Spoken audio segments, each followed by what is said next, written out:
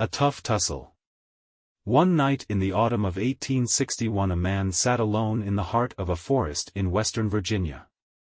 The region was one of the wildest on the continent, the Cheat Mountain country.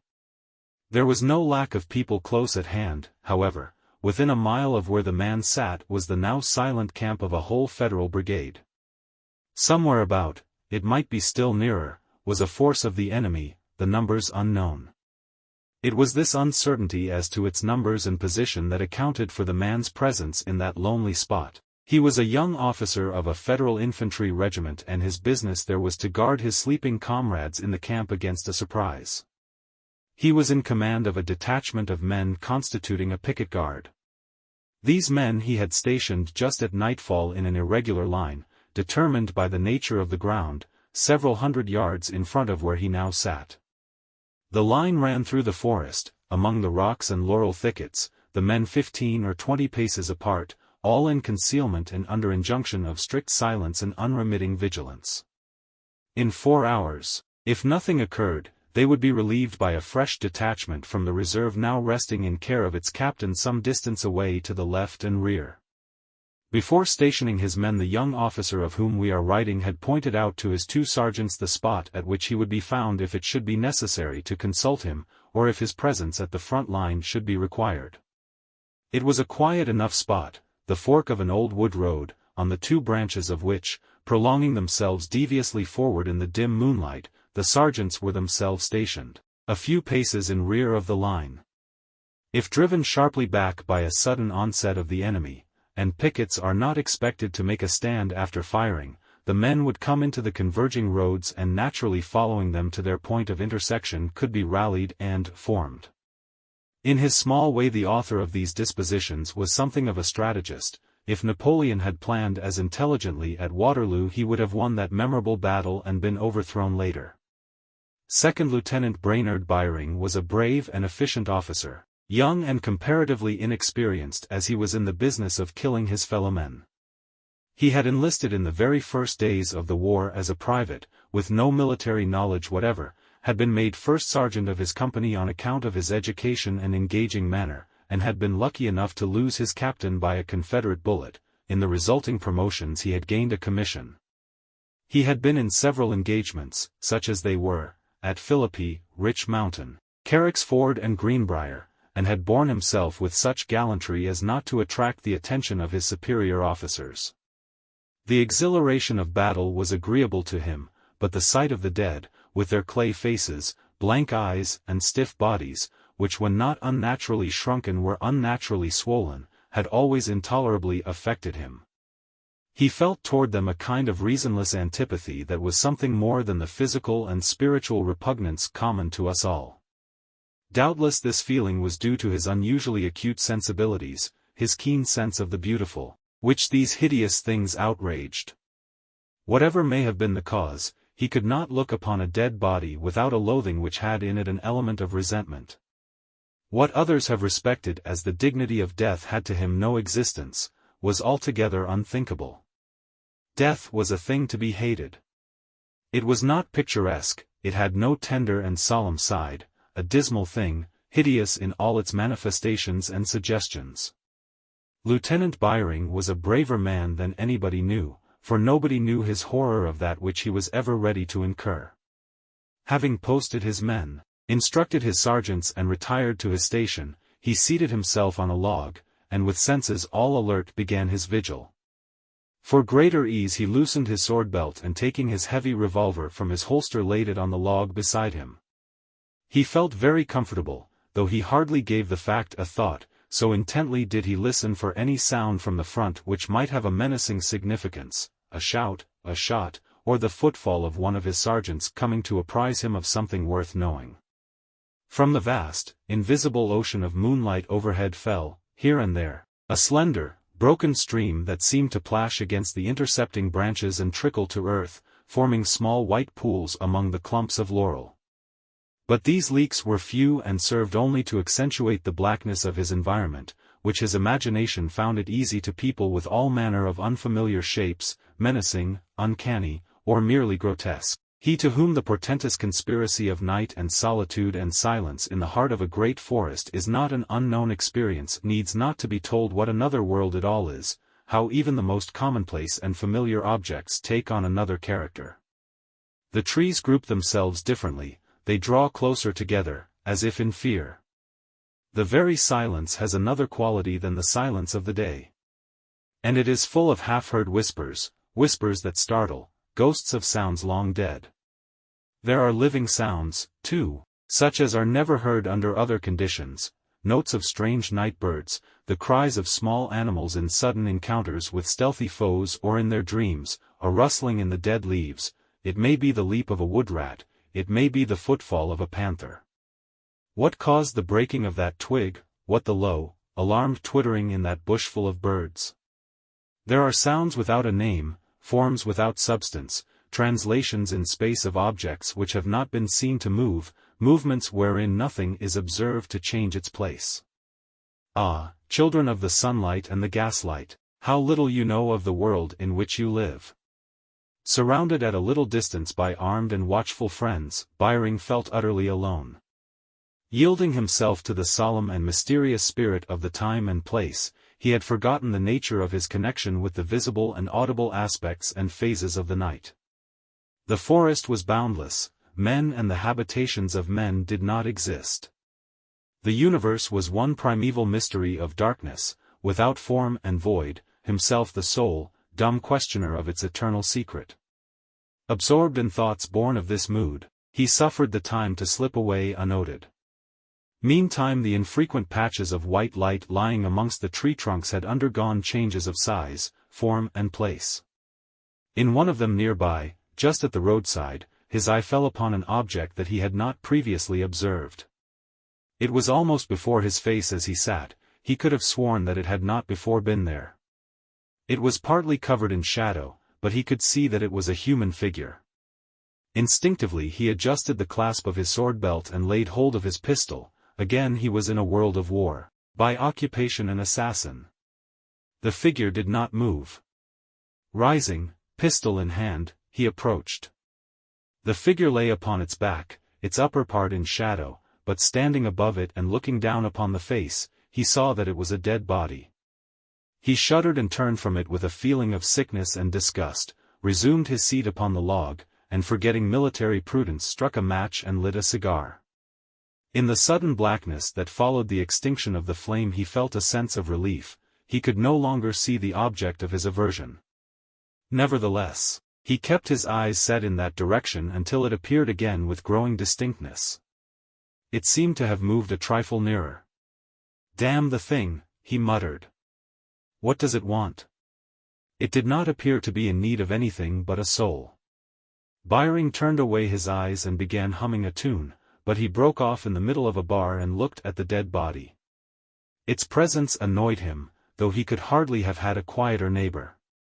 He was conscious, too, of a vague, indefinable feeling that was new to him. It was not fear, but rather a sense of the supernatural, in which he did not at all believe. "I have inherited it," he said to himself. "I suppose it will require 1,000 ages, perhaps 10,000, for humanity to outgrow this feeling. Where and when did it originate? Away back, probably, in what is called the cradle of the human race, the plains of Central Asia. What we inherit as a superstition our barbarous ancestors must have held as a reasonable conviction. Doubtless they believed themselves justified by facts whose nature we cannot even conjecture in thinking a dead body a malign thing endowed with some strange power of mischief, with perhaps a will and a purpose to exert it. Possibly they had some awful form of religion of which that was one of the chief doctrines, sedulously taught by their priesthood, as ours teach the immortality of the soul. As the Aryans moved slowly on, to and through the Caucasus passes, and spread over Europe, new conditions of life must have resulted in the formulation of new religions. The old belief in the malevolence of the dead body was lost from the creeds and even perished from tradition, but it left its heritage of terror, which is transmitted from generation to generation, is as much a part of us as are our blood and bones. In following out his thought he had forgotten that which suggested it, but now his eye fell again upon the corpse. The shadow had now altogether uncovered it. He saw the sharp profile, the chin in the air, the whole face, ghastly white in the moonlight. The clothing was grey, the uniform of a Confederate soldier. The coat and waistcoat, unbuttoned, had fallen away on each side, exposing the white shirt. The chest seemed unnaturally prominent, but the abdomen had sunk in, leaving a sharp projection at the line of the lower ribs. The arms were extended, the left knee was thrust upward. The whole posture impressed Byring as having been studied with a view to the horrible. "Bah," he exclaimed, "he was an actor, he knows how to be dead." He drew away his eyes, directing them resolutely along one of the roads leading to the front, and resumed his philosophizing where he had left off. It may be that our Central Asian ancestors had not the custom of burial. In that case it is easy to understand their fear of the dead, who really were a menace and an evil. They bred pestilences. Children were taught to avoid the places where they lay, and to run away if by inadvertence they came near a corpse. "I think, indeed, I'd better go away from this chap." He half rose to do so, then remembered that he had told his men in front and the officer in the rear who was to relieve him that he could at any time be found at that spot. It was a matter of pride, too. If he abandoned his post he feared they would think he feared the corpse. He was no coward and he was unwilling to incur anybody's ridicule. So he again seated himself, and to prove his courage looked boldly at the body. The right arm, the one farthest from him, was now in shadow. He could barely see the hand which, he had before observed, lay at the root of a clump of laurel. There had been no change, a fact which gave him a certain comfort, he could not have said why. He did not at once remove his eyes. That which we do not wish to see has a strange fascination, sometimes irresistible. Of the woman who covers her eyes with her hands and looks between the fingers, let it be said that the wits have dealt with her not altogether justly. Byring suddenly became conscious of a pain in his right hand. He withdrew his eyes from his enemy and looked at it. He was grasping the hilt of his drawn sword so tightly that it hurt him. He observed, too, that he was leaning forward in a strained attitude, crouching like a gladiator ready to spring at the throat of an antagonist. His teeth were clenched and he was breathing hard. This matter was soon set right, and as his muscles relaxed and he drew a long breath he felt keenly enough the ludicrousness of the incident. It affected him to laughter. Heavens! What sound was that? What mindless devil was uttering an unholy glee in mockery of human merriment? He sprang to his feet and looked about him, not recognizing his own laugh. He could no longer conceal from himself the horrible fact of his cowardice, he was thoroughly frightened.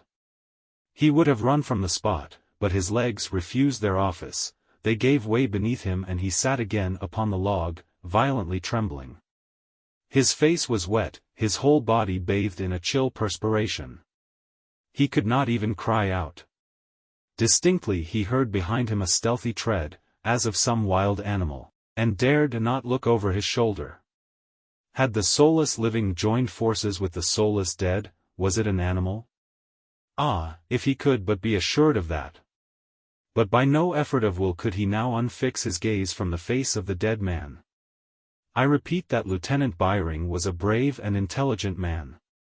But what would you have? Shall a man cope, single-handed, with so monstrous an alliance as that of night and solitude and silence and the dead, while an incalculable host of his own ancestors shriek into the ear of his spirit their coward counsel, sing their doleful death songs in his heart, and disarm his very blood of all its iron? The odds are too great, courage was not made for so rough use as that. One sole conviction now had the man in possession, that the body had moved. It lay nearer to the edge of its plot of light, there could be no doubt of it. It had also moved its arms, for, look, they are both in the shadow. A breath of cold air struck Byring full in the face, the boughs of trees above him stirred and moaned. A strongly defined shadow passed across the face of the dead, left it luminous, passed back upon it and left it half obscured. The horrible thing was visibly moving. At that moment a single shot rang out upon the picket line, a lonelier and louder, though more distant, shot than ever had been heard by mortal ear. It broke the spell of that enchanted man, it slew the silence and the solitude, dispersed the hindering host from Central Asia and released his modern manhood. With a cry like that of some great bird pouncing upon its prey, he sprang forward, hot-hearted for action. Shot after shot now came from the front. There were shoutings and confusion, hoof-beats and desultory cheers. Away to the rear, in the sleeping camp, were a singing of bugles and grumble of drums. Pushing through the thickets on either side the roads came the Federal pickets, in full retreat, firing backward at random as they ran. A straggling group that had followed back one of the roads, as instructed, suddenly sprang away into the bushes as 100 horsemen thundered by them, striking wildly with their sabers as they passed. At headlong speed these mounted madmen shot past the spot where Byring had sat, and vanished round an angle of the road, shouting and firing their pistols. A moment later there was a roar of musketry, followed by dropping shots. They had encountered the reserve guard in line, and back they came in dire confusion, with here and there an empty saddle and many a maddened horse, bullet-stung, snorting and plunging with pain. It was all over, an affair of outposts. The line was re-established with fresh men, the roll called, the stragglers were reformed. The Federal commander with a part of his staff, imperfectly clad, appeared upon the scene, asked a few questions, looked exceedingly wise and retired. After standing at arms for an hour the brigade in camp swore a prayer or two, and went to bed. Early the next morning a fatigue party, commanded by a captain and accompanied by a surgeon, searched the ground for dead and wounded. At the fork of the road, a little to one side, they found two bodies lying close together, that of a Federal officer and that of a Confederate private. The officer had died of a sword thrust through the heart, but not, apparently, until he had inflicted upon his enemy no fewer than 5 dreadful wounds. The dead officer lay on his face in a pool of blood, the weapon still in his breast. They turned him on his back and the surgeon removed it. "Gad," said the captain, "it is Byring." Adding, with a glance at the other, they had a tough tussle. The surgeon was examining the sword.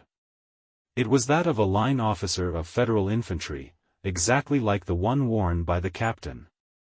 It was, in fact, Byring's own. The only other weapon discovered was an undischarged revolver in the dead officer's belt. The surgeon laid down the sword and approached the other body.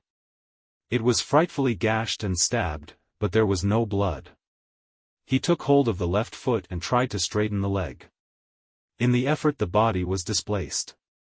The dead do not wish to be moved, it protested with a faint, sickening odor. Where it had lain were a few maggots, manifesting an imbecile activity. The surgeon looked at the captain. The captain looked at the surgeon.